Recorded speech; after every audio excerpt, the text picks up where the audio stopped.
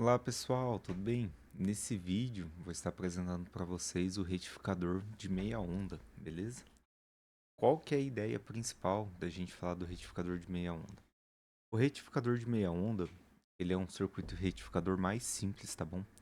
Ele é bastante utilizado ali dentro da eletrônica de potência para a gente fazer uma conversão CA-CC. Então, a função realmente é converter uma função, né? Converter uma tensão alternada senoidal em uma tensão unidirecional, tá? Pulsante. Então, o que, que a gente vai ter? Nós vamos ter uma forma de onda senoidal, a gente pode ver aqui no nosso gráfico a entrada do retificador. Então, tá chegando uma onda senoidal. Aqui eu não apresentei o transformador, por exemplo, para rebaixar o nível de tensão. Mas vamos supor que esteja chegando aqui, né, um valor característico de 12 volts em corrente alternada. A gente fez a redução ali do nível de tensão. Então, eu tenho uma fonte CA que está produzindo uma tensão alternada senoidal para mim característica, beleza? E aí vai chegar uma tensão senoidal. Quando ele passar pelo meu diodozinho aqui, nesse momento a gente está supondo que ele é um diodo ideal. Então eu vou ter uma parte desse diodo, né, que é utilizada ali como um semicondutor. A gente viu isso. Então eu quero retirar uma parcela, né, dessa aplicação para fazer o quê? Como eu tenho o meu diodo aqui nesse sentido e ele se encontra diretamente polarizado, ele está atuando ali como uma chave para mim. E ele passa a atuar na forma de onda em corrente alternada ali como uma chave pulsante, né? Ele representa isso para mim. Então ele vai pegar o seu semiciclo positivo e o seu semiciclo negativo. O que, que ele está fazendo? No seu semiciclo positivo, ele está conduzindo, tá? Então, meu diodo passa a conduzir no semiciclo positivo. E no semiciclo negativo, o diodo bloqueia a forma de onda. Então, eu tenho um retificador de meia onda por conta disso. Eu retifico a metade da minha onda, né? E eu consigo ter apenas metade da minha senoide aparente na minha carga característica. Então, essa aplicação do retificador de meia onda, ele é bastante utilizado para fins didáticos mesmo, e aplicação para baixa potência, né? Tanto para fazer aquela CACC, né, a conversão. Apesar dele ter uma simplicidade construtiva, a gente consegue entender o questão de rendimento energético, é, conteúdo harmônico, dá para a gente compreender também. Eu não coloquei, mas eu vou apresentar aqui para vocês algumas outras equações, né? Por exemplo, dentro dessa nossa aplicação de VIN aqui, é como se nós pudéssemos observar que eu vou ter, né, uma relação de VIN, né, ao longo do tempo, sendo a minha tensão, né, média ali do meu valor que eu vou estar utilizando, do meu seno, dessa minha forma de onda senoidal, de ômega t, tá? Daquilo que a gente está buscando. Então, VM, né, é o nosso valorzinho ali médio que a gente vai estar utilizando. Valor médio não assim, a gente vai chegar no valor RMS, né, do valor médio característico e no valor médio e no valor RMS, já a gente chega lá. Mas ele é um valor de pico de tensão que eu consigo remeter aqui. Aqui na forma de onda está sendo representado por VPIN, né? Então eu vou até substituir para não confundi-los com essa relação de um valor médio eficaz mesmo, tá? Mas esse meu valor PIN aqui, ó, tá? Que eu vou ter do pico de tensão. Então é do pico, né? Do pico de tensão que a gente encontra, beleza? O nosso ômega característico aqui, ele vai equivaler ao nosso 2πf, beleza? E o F, né, aqui é a nossa frequência da rede, né? Se utilizarmos aqui no Brasil, no caso, com 60 Hz. Então a gente consegue ver essa aplicaçãozinha aqui. A gente tem a nossa fontezinha CA, né, o nosso diodozinho del e a nossa carga característica. A gente consegue fazer também uma relação de equacionamento, né? Aqui para a nossa forma de onda, que seria em valores de função. Que seria como se eu pegasse e colocasse uma chave de entendimento. Como assim? É como se eu quisesse saber o meu valor inicial do meu Vout, né? Então é como se eu falasse assim, ó, não o valor de saída de Vout. Eu quero saber o meu valor inicial para compreender o meu Vout depois de saída. Então primeiro eu preciso entender como é o meu funcionamento para entender o valor de saída dele. Então eu consigo montar uma funçãozinha. É como se eu olhasse e falasse assim, olha, eu tenho um VPin aqui, ó, inicial, né? Que eu apresento um seno de ômega t, né? De ômega tzinho. E essa minha relação do meu ômega t, ele tá variando como? Ele tá indo de zero, né? Até um valorzinho de π, por exemplo. Ó. Eu tenho um períodozinho aqui, como se eu falasse que eu estivesse indo de zero a π, né? Então eu poderia falar que o meu ômega t, então, ele é maior do que zero e ele é menor do que π, né? Ele se encontra ali dentro desse período. E se eu não tenho uma relação de zero aqui, né, para a aplicação, é como se eu estivesse falando, então, como se eu tivesse também um ômega t que vai estar indo, né, de uma relação depois de π até uma relação, né, de 2π. Então eu consigo ver um ômega t maior do que π e menor do que 2π também. Então isso daqui, né, visando o nosso diodozinho, tá? Ideal. A gente consegue então chegar no valor médio da tensão retificada, tá? Que vai ser esse nosso valor médiozinho aqui, ó, onde V médio é igual a VCC igual a 0,318 VP. O que seria essa representaçãozinha aqui para nós?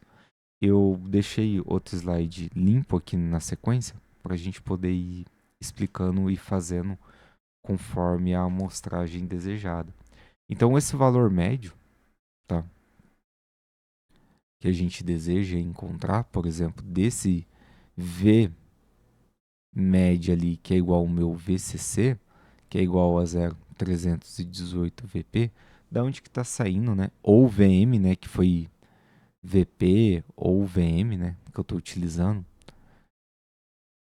vai depender da nomenclatura do autor, é o valor médio do meu componente CC da minha forma de onda mesmo.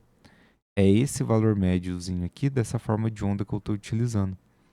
Então eu vou ter um valor de tensão, né? Eu tenho um valor CA que está entrando, eu quero passar para um valor CC. Então eu quero encontrar esse meu valor CC aqui desse valor, desse intervalo. Então eu tenho um VCC, né, ou um VDC, que seja, igual a uma relação de 1 sobre 2π.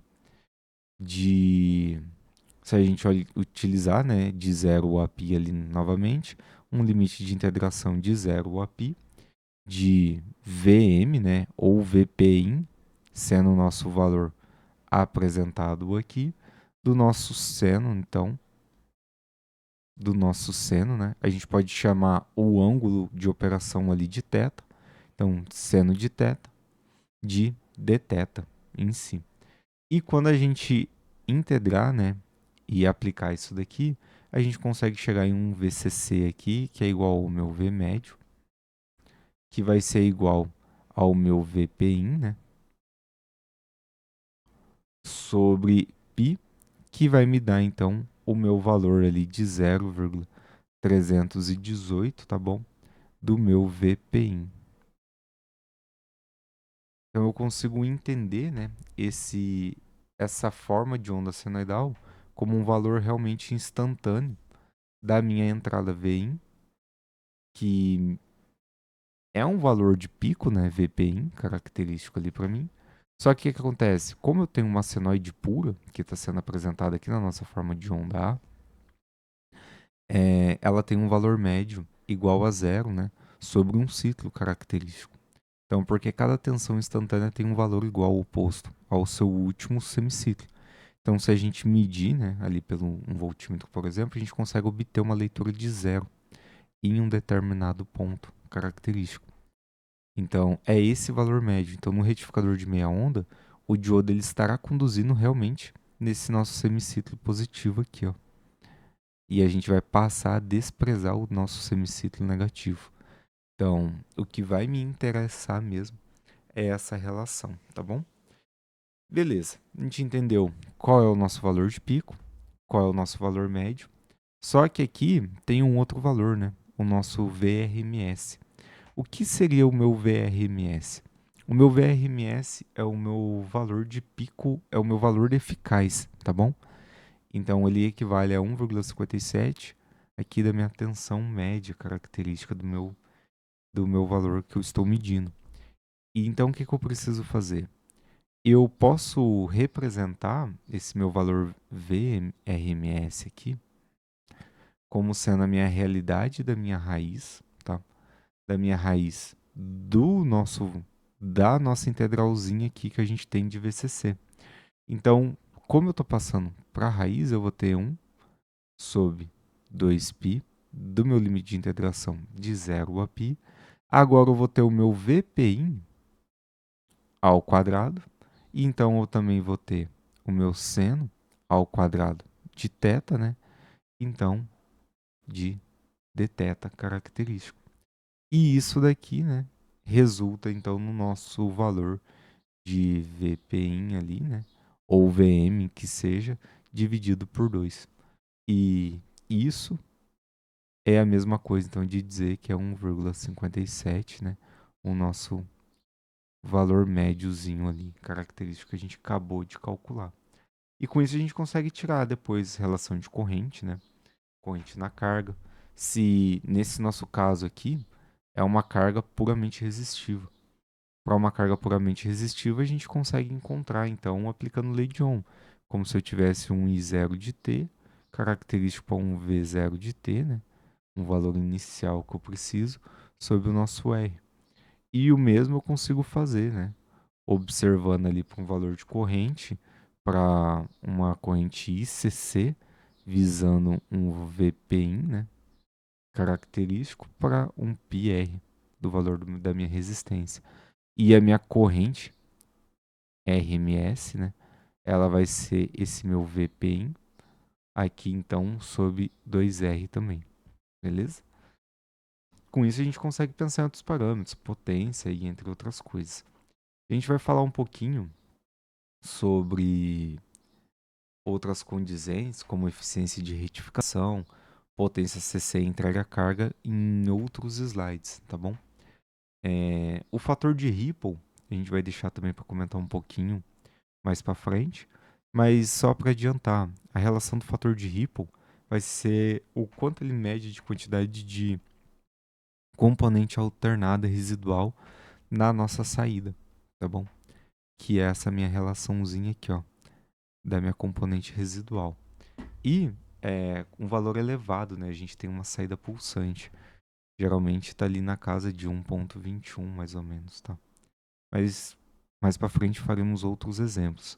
Agora eu só quero apresentar para vocês aqui na tela do osciloscópio um exemplo para vocês poderem observar.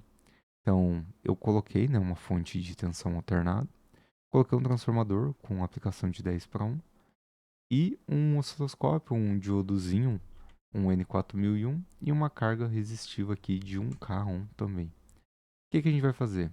Eu vou dar play aqui para rodar e simular. E vou plotar então a tela do nosso osciloscópio.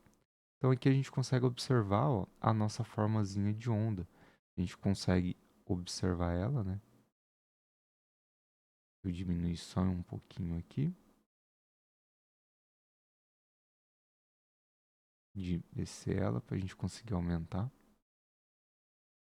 A gente consegue plotar ela, né? E observar. Se a gente vir aqui, ó, simplesmente retirar, né? Por exemplo, o nosso diodo, ó. Vamos retirar o nosso diodozinho aqui. Só para vocês observarem a interação da sua aplicação, né? Então eu vou ter, né? Deixa eu dar um Alt 7 para ficar mais rápido. A gente consegue ver a nossa forma de onda pura sendo apresentada. Então a gente teria nossa forma de onda característico. E se a gente voltar, né, o nosso diodozinho, então a gente consegue observar a parte da retificação dele.